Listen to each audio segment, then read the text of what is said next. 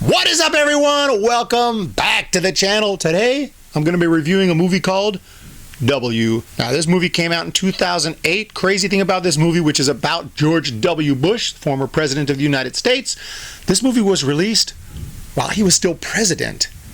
That's insane. This movie I had never checked out. And I'm not really sure why, because I do enjoy studying presidents. I've read so many different biographies and autobiographies and books about different presidents, and I've seen movies about tons of different presidents. I own a ton of them. I have Ike with Tom Selleck. I have, of course, Lincoln with Daniel Day-Lewis in his collection. I have an LBJ movie in which Woody Harrelson portrays LBJ, does a pretty good job, and several others. I can't even think of them all. I have the old Lincoln from like 1930 in my collection. But one of my favorites is a miniseries about John Adams. And I think that this is so good because it's able to tell the story of John Adams' life in detail. It's a miniseries. They don't have an hour and a half or 2 hours to tell the story. They have a lot longer than that, and I think this is the best way to go when it comes to telling life stories in general, but especially when we're talking about presidents of the United States. Unless you're just going to pick a point in time and just focus on that. That's kind of what they do in Lincoln.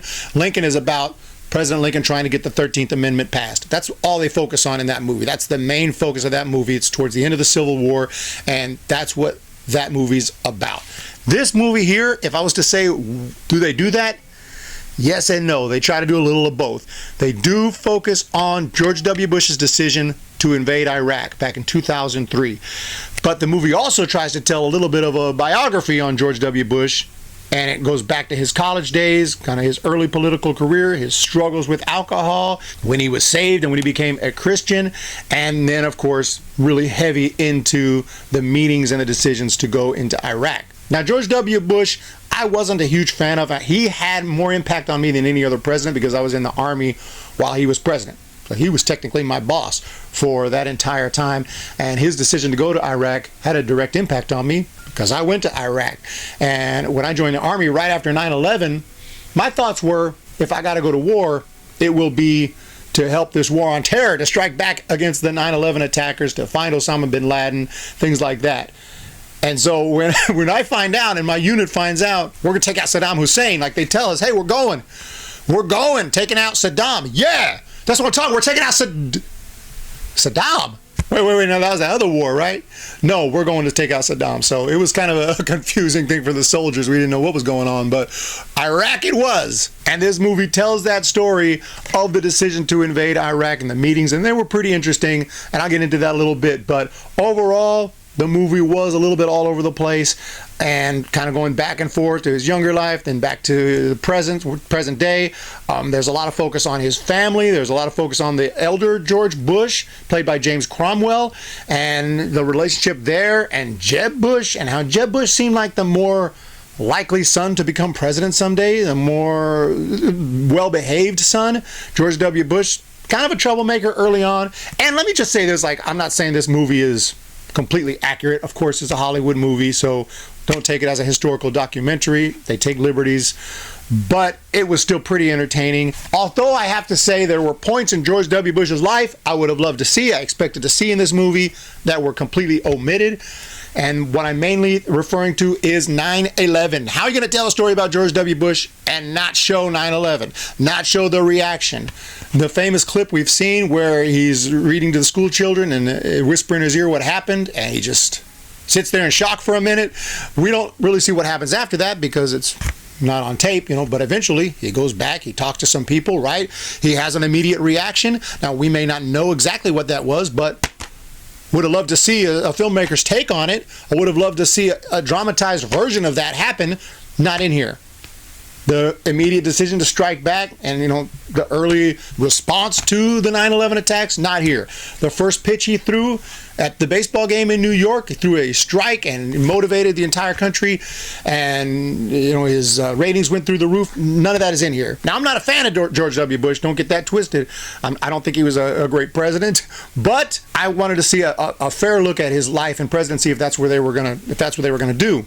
And since they decided they were going to do that, they told kind of his life story. I would have thought that they would have put that in there, but it wasn't. But what was in there was pretty good. I mean, it was pretty interesting how he clashed with his dad at times, how he wasn't the most well-behaved going back to his college days, and how he eventually became a Christian, and how he decided he wanted to get into politics, and how kind of through his relationship with God, he thought he should run for president. He thought he was called to run for president, and it does kind of show all of that. Maybe not in as much depth as I would like, because again, it's a movie, so they kind of had to run through everything. But it was a decent watch, and it was interesting. And the meetings, planning the war, and looking at the intel, and they even had a character, in this case General Powell, if you remember him, and all the regular players are in here. General Powell, Condoleezza Rice, Brumsfield, if you remember all those people from that time, they're all in here. And it's General Powell behind closed doors, according to this movie anyway.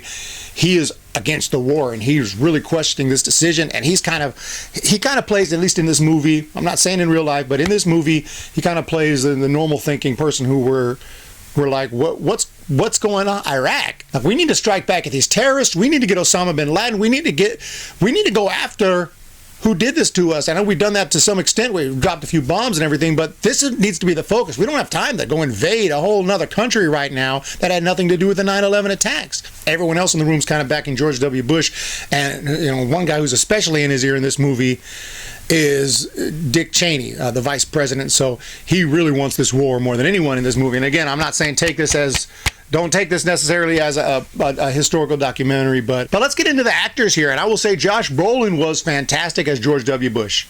I think he nailed it. And he was not the first choice. I believe that Christian Bale was supposed to do it, but he didn't like how the makeup looked, and he dropped out. Now, Christian Bale's amazing, but I think that it might have been for the best, because I think Josh Brolin was really good. He had the accent down, he had the mannerisms down, but it didn't seem like a straight parody or impression at the same time. He just embodied the character. Josh Brolin, excellent job. Also, Richard Dreyfuss as Vice President Dick Cheney, really nice job. He looked more like Dick Cheney than Richard Dreyfuss. James Cromwell as the older George Bush, he decided not to do an impression, not to really try to look like George Bush, and he just kind of did his own thing, but he did a pretty good job projecting the moral values in the presidency, and then just the general style of George Bush without doing a straight up accent. So you kind of take in the aura of George Bush. But a couple of the actors, mainly Thandie Newton as Condoleezza Rice, I don't know what the heck she was doing. It was bad. I mean, she sounded like it sounded straight off SNL Saturday Night Live sketch. I mean, something was going on with her voice, and I was like, is that how Condoleezza Rice sounds? Maybe it is. I had to bring up old clips and listen to Condoleezza Rice and more recent clips of her talking. I'm like, she doesn't sound like that. She sounds normal. I had to do that. Everybody had to do that. We will see where all of this comes out. But of course, given your strong commitment to democracy, do you think that Iran should be lumped together with Iraq and North Korea? After all, Iran has a democratically elected president. So the acting for Condoleezza Rice was not very good. It was not a very flattering portrayal, nor was the script. And if this movie was made today, I promise you, no way they would make this woman, this somewhat powerful woman who's near right hand woman of the president of the United States, African American woman at that. You think they're going to make a movie nowadays and make her kind of just parrot what George W. Bush says, just kind of seem weak, kind of seem like someone who doesn't have her own opinions? That's what she seemed like in this movie. She did not seem very smart.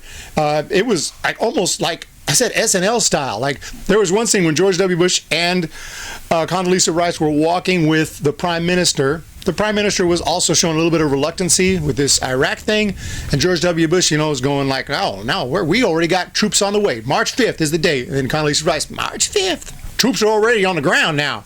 Troops on the ground. Mm-hmm. What is she just like, whatever he says, she agrees with it. Start date for the war is penciled in, March 10th. March 10th.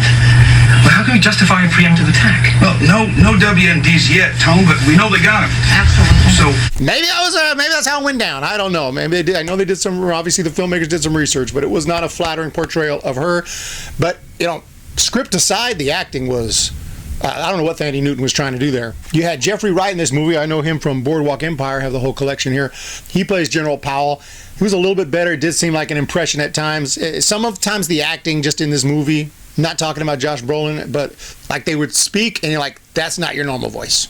And it's okay if it's not your normal voice because you're doing an acting job, but I shouldn't be able to tell it's not your normal voice, if you will. So they'll say something like, well, why are we doing this now? We should not be going to Iraq right now. That is not the right decision. But was it a fair portrayal of George W. Bush? It could have been worse. It could have been worse. I'm not a fan of George W. Bush, again, so if you don't like George W. Bush, I think you'll enjoy it a little more because he does come across as not that bright, really wanting to push the war. Sometimes he seems kind of dumb, some of the things he says. I mean, I know George W. Bush is not known as one of the brightest presidents, but I mean, he wasn't that stupid. He did go to Yale, he did go to Harvard, and I know his dad may have helped him there, but there's a line in this movie where he's talking about the fact that he's the son of a president. I don't remember the exact wording, but something along the lines of, it's not a great thing, and no one's going to remember me. And his wife says, well, what about John Quincy Adams? And he's like, oh, yeah, but that was like 300 years ago or something. Like, just coming across as kind of dumb. Like, I think he would know it's closer to 200 years, but he just throws out a number like, that's like 300 years ago or something. Something like that, I don't know. You can see he had some people in his ear as far as the Iraqi intel, and when the weapons of mass destruction weren't found, he's in there trying to figure out what's going on.